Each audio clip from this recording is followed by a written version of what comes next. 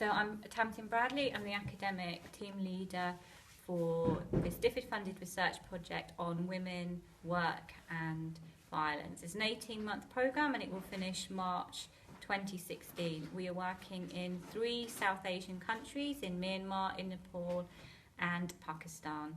Very broadly, our research objective is to explore the relationship between women earning an income and then whether or not, as a result of that, they become more vulnerable to certain forms of violence, or whether or not actually it enables them to build greater resilience and thereby reduces the likelihood of them suffering violence. We, in exploring this correlation, are taking an intersectional approach, so we are comparing different forms of income generating activity. We're also looking at the experiences of women across the socio-economic spectrum. We're trying to identify whether or not women from certain backgrounds, educational status, and certain levels of income, again, are more or less resilient to forms of violence. So we're trying to build up a picture, not just in terms of levels and kinds of income generation, but also we're using a gender-based violence spectrum to really pick up on whether or not there are certain forms of violence that women become increasingly vulnerable to as a result of earning income in a particular way.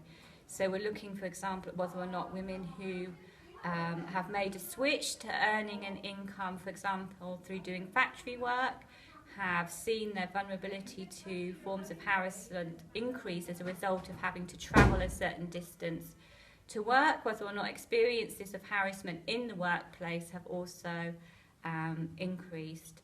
But we're also looking at, for example, with female entrepreneurs, we're exploring whether or not, as a result of being particularly successful in that activity, is there a backlash that is then played out at home in terms of an increase in, for example, intimate partner violence. So that, in a nutshell, is really the objective of our research, is to try and bring out all of that complexity, but also bring a much greater understanding to really what it means to be economically empowered as a woman. So to challenge ideas that generating an income will automatically bring about enhanced well-being and greater confidence and autonomy.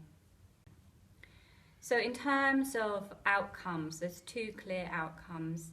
This is clearly an applied piece of research. Research uptake and impact is very much at the heart of what we are trying to achieve. So we want to bring about change in terms of offering clear direction on policy and programming around achieving women's economic empowerment, but also highlighting particular interventions that might need to be put in place to protect women as they seek to earn an income through a particular route. So policy programme impact is one clear element.